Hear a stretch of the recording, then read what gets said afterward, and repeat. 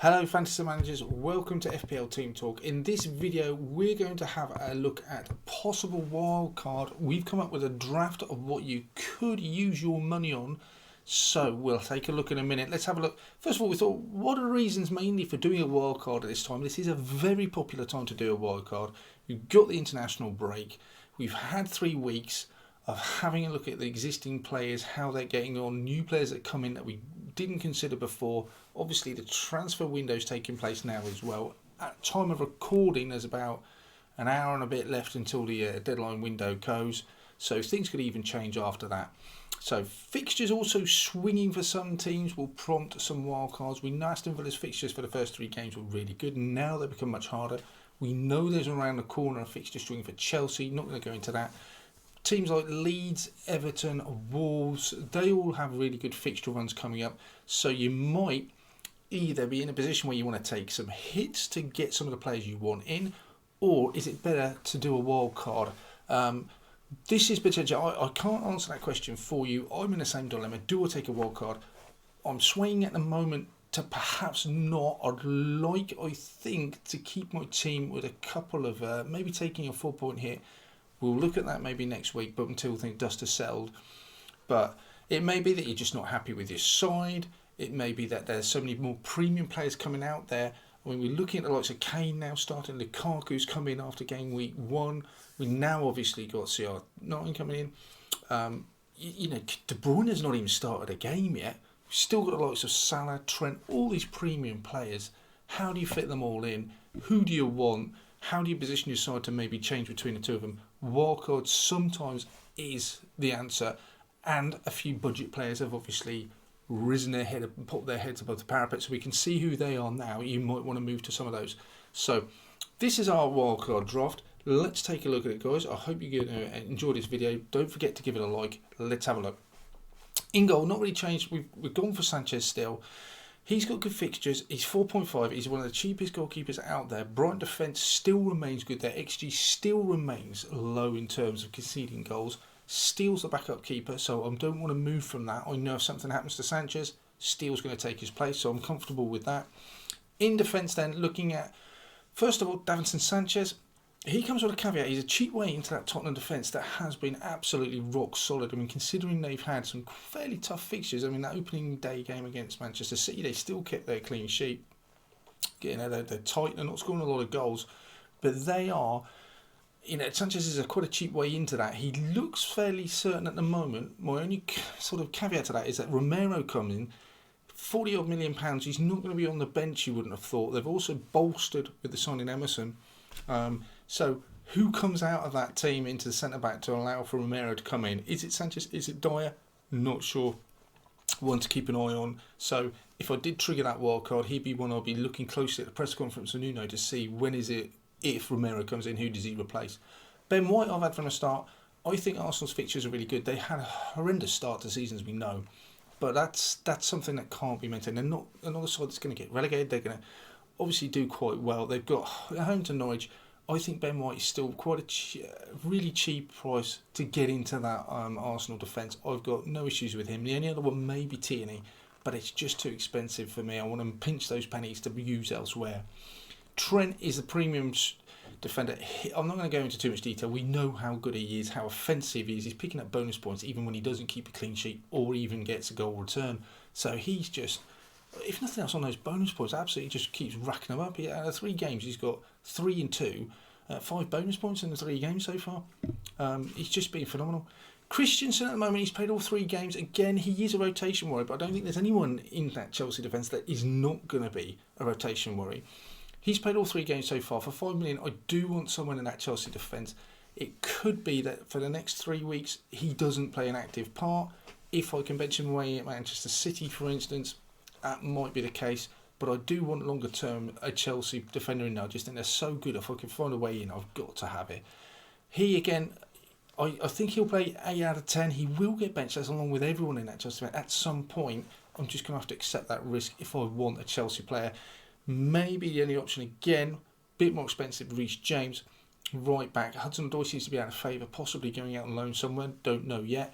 But there's not much competition then for Reece James in that full-back area. So he, with his attacking potential, would be brilliant. obviously suspended for the next game, and that's the game you want him in for against Aston Villa. So it's not ideal. And the last one, Wolves have such a wonderful run of fixtures. Marcao, again, if you want someone slightly more nailed on, maybe Semedo. Cody, you would think, is nailed on. Sois has a bit more goal potential, but for 4.5, Marcel looks good on that wing back side. He looks at the moment as well in a Wolves side that looks good, just not producing the goods. But longer term, their fixtures look so nice. Again, I think I want a way into that Wolves defence. So moving into midfield, back of the Marcao, we've got Traore. We know his figures. It's a little bit of a punt with Traore. 6 million. If he just starts to return some of those, and it's always the case with Traore, isn't it? If he just starts to produce an end product to what he just potentially can produce, then he could absolutely fly. 6 million. What I've seen from him suggests to me that yes, there could be something around the corner. I'd like them to have maybe Jimenez being a bit more clinical, scoring goals. That's going to definitely help his output. But he just looks such a threat with those fixtures. I just can't see how he's not going to return something over the next course of 5-6 games. Salah remains. Those fixtures look brilliant. While we're talking about Salah, look at Jota as well. If Firmino's injured, we don't know how bad it is.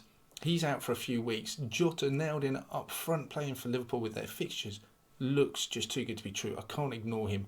He's been, even with his reduced minutes, he's still giving us returns in that Liverpool side. So Jota 7.6, yes, he comes in. Love Rafinha, he's a set and forget for me. Been here, I've had him since the start of the season. 1 return in 3 games. He just is so dangerous. He looks brilliant. We know his figures from last year and his goal involvement. I'm absolutely 100% behind him. Leeds are attacking. Llorente back in the side. Phillips now. I just think that the only way forward for them is up. That they will start producing more of the goods, and Rafinha's going to be a part of that. If anything, with Dan James coming, talk potentially of him moving to a more of a number 10 role into the middle of the park, maybe taking Rodrigo's role. So that can only, I think, increase his goal involvement. Love Rafinha, still on set pieces. He's absolutely part of my plans. And then finally, we've got Gray. We've seen what he's produced. I'm not sure whether he's going to continue to produce. I'm not expecting him to continue to produce as much goal involvement as he has. But for 5.5, Everton's fixtures look good. Yeah, absolutely. I'm happy to take a punt on him. And he's an enabler for what I can do elsewhere in the team as well. So up front, have a look at this is where my money's going. Antonio and Calvert, we know how devastating they are. Calvert on penalty just makes him even more of an appealing option. And then it's Lukaku. There is a little bit of money in the bank with this. I will put caveat. We started off with 100.1 million. So this is a team based on that. If you've got 100, you can still afford this side. But Lukaku, 11.5. I definitely want him for the Villa game at home. Then do I jump to someone else? I can jump down to a Bamford. I can jump down to even a Jamie Vardy, someone like that. But yeah, he's conspicuous by his absence. Ronaldo, 12.5. I'd have to make sacrifices elsewhere.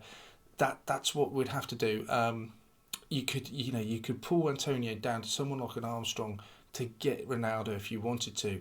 For me, Lukaku at the moment, he represents good value. It's just that after that Villa game, he's got Tottenham and Manchester City, but he still could produce in those games. But the options are, if you didn't want to go for that money, you could downgrade someone like a Jota down to a Benrahma, and then that gets you to Ronaldo. So you have got options. I think for the first game week, though, the next game week 4, Lukaku's the one I would like to go. I'm just not 100% convinced that Ronaldo is going to start the next game. All the soundings are that he will. Looking at international break, maybe we'll get more of an indication if he's apt to match fitness, and he should be. Then he might start. And I'd like a bit more reassurance from Solskjaer. Having said that, Lukaku's $1 million cheaper. I think he certainly gives me the option. I mean, again, there's Greenwood you could put into midfield. There's lots of different things you could toy around with that midfield. But there you go. That's my wildcard. There's going to be so many wildcards come out. I might, if people are asking me again about it later on in the week, you do another one. Maybe it'll be different after the transfer window. A lot of people talking to me and asking me about who to put in, who not to put in. Several people coming about Fornells. Well, maybe we'll do a look at Fornells. For me, Fornells, he scored 4 last 4, which is great. Looking at his overall goal, expect XG, His expected assists and goal involvement, it just doesn't look good for Fornals. I think he's overperforming at the moment, and also with the arrival of a couple of other players in that West Ham midfield, Vlasic in particular, you wonder whose time is going to be cut in midfield, and that worries me for Ben Rama and also for Fornals. So Fornals is not a man that I would go to at this moment in time. He's just a no-go for me. I think there's much better options, and I don't think he can keep up that goal involvement for me. Okay, guys, that's all for this week. Please give it a like, subscribe. It would mean a lot to help support the channel. Obviously, follow us on Twitter and Instagram. In the meantime, good luck, and hopefully speak to you soon.